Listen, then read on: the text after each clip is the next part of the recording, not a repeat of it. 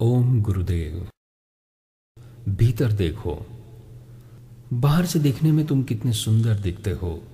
सुंदर शरीर, शक्ल सुंदर, वस्त्र सुंदर, आभूषण सुंदर, केश सुंदर, बातचीत सुंदर, वाणी व्यवहार सुंदर, उठना बैठना सुंदर, घर सुंदर, आंगन सुंदर, किचन सुंदर, सब सुंदर। परंतु भीतर कुछ भी सुंदर नहीं है। सब अस्त व्यस्त है, सब अव्यवस्थित है, सब उटपटांग है, सब पे सिर पैर है, सब वे सुरा है, सब भद्दा है, सब असंगत है। ये क्या बात है? ये क्या माजरा है? भीतर इतनी गंदगी क्यों भर रखी है? इतना कूड़ा कचरा क्यों इकट्ठा कर रखा है? इतनी मवाद क्यों बना रखी है? इतनी दुर्गंध क्यों बटोर रहे हो? इतने मच्छर मक्खियों को क्यों पाल रखा है? इतने सांप बिच्छुओं को क्यों जगह दे रखी है? क्यों कबाड़ खाना बना रखा है? भीतर इतना राग, इतना द्वेष, इतनी जलन, इतनी ईर्ष्या, इतनी घृणा, इतनी निंदा, इतनी चुगली, इतनी नुक्ताचीनी।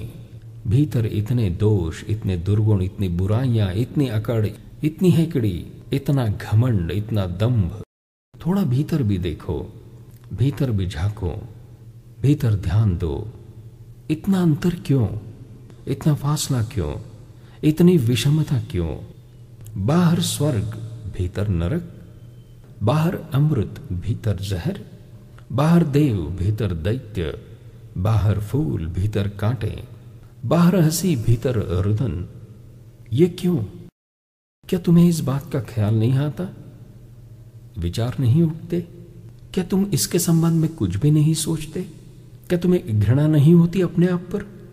क्या तुम्हें पीड़ा नहीं होती इस विषमता पर? थोड़ा सोचो, कुछ विचार करो। इतना पाठ करते हैं, इतनी पूजा करते हैं, इतनी ध्यान समाधि लगाते हैं, फिर भी सुनते हैं। इतने व्रत उपवास करते हैं, इतना ध्यान समाधि लगाते हैं, फिर भी कुछ फर्क नहीं पड़ रहा है। कोई परिवर्तन नहीं हो रहा, कोई क्रांति नहीं घट रही। बीमारी तो बस बढ़ती जा रही है, रोग फैलता जा रहा है और तुम सोए पड़े हो। तुम्हारे अंदर कितनी दीनता, कितनी हीनता, कितने विकार, कितनी वासनाएं भरी पड़ी है। क्या इनका तुमको पता नहीं? क्या इनका तुमको ज्ञान नहीं? सब पता है, सब ज्ञान है, सब जानते हैं, अच्छी तरह से जानते हैं, फिर भी आंखें बंद किए हुए बैठे हैं, अंधे बने बैठे हैं।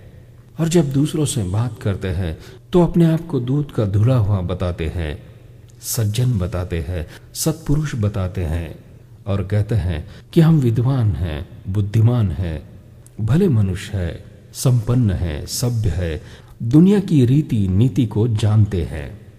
ऐसा करते समय जरा भी लज्जा नहीं आती, शर्म नहीं आती। मन में कुछ है, वाणी में कुछ है, व्यवहार में कुछ है।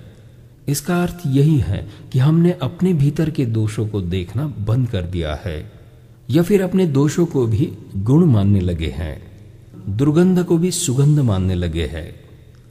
यह तो पतन है, महापतन है। यह ठीक नहीं है।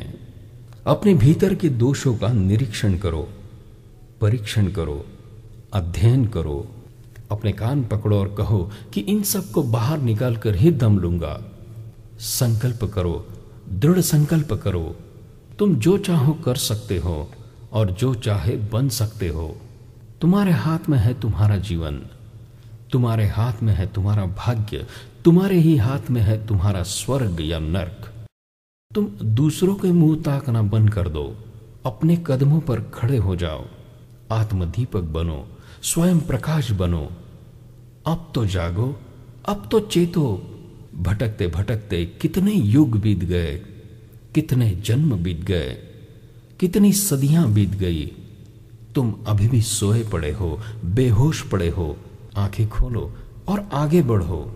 अपने भीतर को सजाओ, अपने भीतर को संवारो, क्योंकि परमात्मा तो अपने भीतर ही विराजित है। उसका ध्यान करो, ध्यानी बनो। ओम गुरुदेव।